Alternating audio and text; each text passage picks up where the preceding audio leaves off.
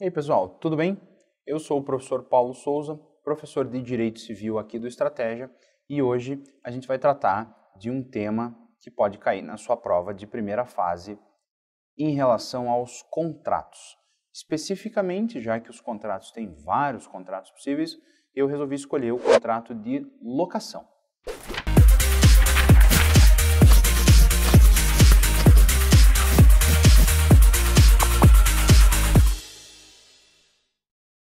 Por que a locação? A locação é um tema que costuma cair bastante no exame da ordem. Por quê? Porque é extremamente importante na prática. Nós temos muitas locações residenciais urbanas, não só no Brasil, ao redor do mundo, mas aqui na nossa realidade é bastante comum que as pessoas morem em casas alugadas. E aí isso tem um impacto prático enorme. E a gente precisa analisar qual é esse impacto em relação ao contrato de locação. Tá? É importante você saber porque esse é um contrato que certamente vai aparecer na sua prática depois que você conseguir lá a carteirinha da ordem. Né? Muita gente vai vir te consultar sobre o pode, não pode, em relação ao contrato de locação. Por isso você tem que estar bem ligado lá e saber o funcionamento dessas regras gerais. Primeiro, antes de dar uma olhadinha aqui na nossa questão, lembrando, sempre que eu trato da lei de locações, você tem que lembrar da distinção de prazos para a locação residencial.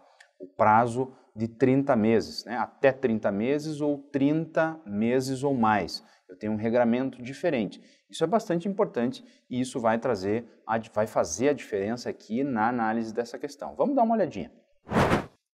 É a questão 38 que caiu no 18º exame da ordem. Diz lá, João Henrique residia com sua companheira Natália em imóvel alugado a ele por Frederico, pelo prazo certo de 30 meses. Tendo como fiador Valdemar, pai de João Henrique. Então, as partes são lá o João Henrique, que é o locatário, o Frederico, que é o locador, e o Valdemar, que é o fiador. A união do casal, porém, chegou ao fim, de forma que João Henrique deixou o lar quando faltavam 6 meses para o fim do prazo da locação. O locador e o fiador foram comunicados a respeito da saída de João Henrique do imóvel. Sobre o caso apresentado, assinale a alternativa correta. Bom, o contrato é entre o João Henrique, o locador, o Frederico, e o Valdemar, o pai dele, o fiador. Se ele saiu de lá, se eu perdi uma das partes do contrato, o que em geral acontece? Extingue o contrato. Quando nós falamos de locação, não é bem assim. Veja, a lei de locações, ela estabelece expressamente no artigo 12 que nos casos de separação de fato, separação judicial, que já nem existe mais, né? Divórcio ou dissolução da união estável, a locação residencial prosseguirá automaticamente com o cônjuge ou companheiro que permanecer no imóvel. Ou seja, curioso, né? Porque a parte desapareceu, mas o contrato continua, ele permanece automaticamente com a outra pessoa que estava lá com esse. Então, independe do tipo de união, se é uma união de direito ou de fato, uma união estável, não importa de como se realizou essa dissolução, se foi dissolução da união estável, se foi separação de fato, se foi divórcio, não importa, eu vou permanecer com essa parte agora no polo passivo lá do contrato de locação. Então veja aqui a primeira alternativa. Como o locatário era João Henrique, sua saída do imóvel implica a extinção do contrato de locação, podendo Frederico exigir imediatamente que Natália o desocupe. Já vimos, o artigo 12 estabelece exatamente o contrário. Por que se faz isso? Para proteger o direito à moradia, porque senão as pessoas dissolvem uma união estável, por exemplo, e aí o locador pode chutar a pessoa do imóvel no dia seguinte. A pessoa já não está bem com o negócio, né? Foi uma situação complicada, eventualmente, a gente nunca sabe o que acontece, e essas dissoluções, em regra, não são assim tão amigáveis, né? Não é aquela coisa que cada um aperta a mão do outro e fala, boa sorte aí e tal, siga a vida. É um momento delicado, muito provavelmente a pessoa já passou por um tempo difícil até chegar nesse momento. E aí? E aí no dia seguinte vem o locador e fala, então, né? Olha, o João Henrique foi embora, mas a senhora também vai ter que ir embora, porque agora acabou o contrato. Não, eu permaneço com o contrato com a parte que ficou lá. Então, portanto, essa alternativa é incorreta. B. Como João Henrique era o locatário, sua saída permite que Natália continue residindo no imóvel. Ótimo, até aqui está tudo certo, né?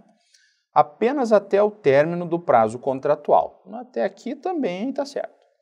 Momento em que o contrato se extingue. Já nem tanto. Sem possibilidade de renovação, salvo nova convenção entre Natália e Frederico. Lembra que eu falei no iniciozinho que a gente tem que distinguir os prazos? Se fosse até 30 meses esse contrato, essa alternativa estava certa. No contrato de locação com prazo estipulado até 30 meses, eu tenho uma cessação automática do contrato. Ele termina automaticamente acabando o prazo. No contrato com prazo igual ou superior a 30 meses, é o contrário. Terminou o prazo, automaticamente prorroga. Só não prorroga se uma das partes chegar para outra fora. Tchau. Né? Aí não prorroga, evidentemente. É exatamente o contrário. Então, por isso que tem essa distinção tão importante lá nessa divisão de prazos, que você tem que prestar bastante atenção. Portanto, essa alternativa também está incorreta, porque dando o prazo de 30 meses, prorroga automaticamente. Vejamos a próxima. Alternativa C. Com a saída do locatário do imóvel, a locação prossegue automaticamente, certo? Tendo Natália como locatário, certo até aqui. Porém, a fiança prestada por Valdemar caduca, permitindo a Frederico exigir de Natália o oferecimento de nova garantia, sob pena de resolução do contrato. Essa alternativa aqui é que levou muita gente ao erro, porque ela está bem certinha, pensando na regra geral do contrato de fiança. Mas em se tratando de locação de imóvel residencial, nós temos regras peculiares. Dá uma olhada. Parágrafo 2º. O fiador poderá exonerar-se das suas responsabilidades no prazo de 30 dias, contado do recebimento da comunicação oferecida pelo subrogado, ficando responsável pelos efeitos da fiança durante 120 dias após a notificação ao locador. Ou seja, posso eu me exonerar da fiança nesse caso? Eu sou o Valdemar? Sim, mas não é automático. Eu tenho que contar esse prazo de 30 dias da notificação e aí eu fico responsável por 120 dias ainda, para dar uma garantia para o locador que nesse meio tempo o locatário vai achar uma nova garantia. Portanto, essa alternativa C também está incorreta.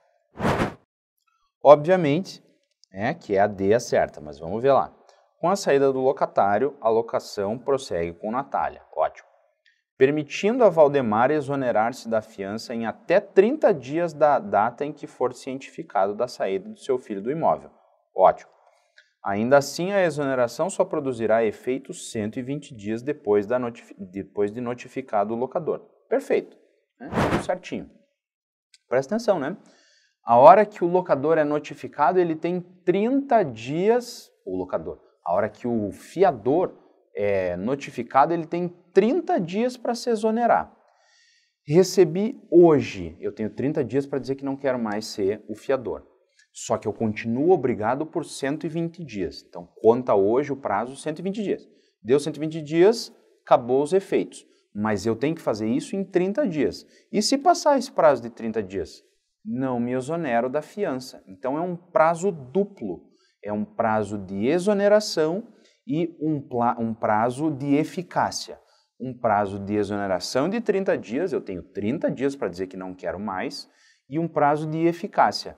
Um prazo de mais 4 meses que eu me mantenho em relação àquele contrato como fiador. Mas daí deu os 120 dias, acabou, é automático. Mas eu preciso me manifestar nesses 30 dias, isso é muito importante, você não pode esquecer, beleza? Existem vários outros detalhezinhos que a gente tem lá nas locações, por isso eu peço que você preste atenção nessa parte específica aí da lei de locações com esses variados detalhes. Aqui a gente já conseguiu ter uma prévia bem interessante de muita coisa que acaba caindo na prova da OAB. Beleza? Espero que você tenha entendido aí. Qualquer dúvida, estamos à disposição. Até mais!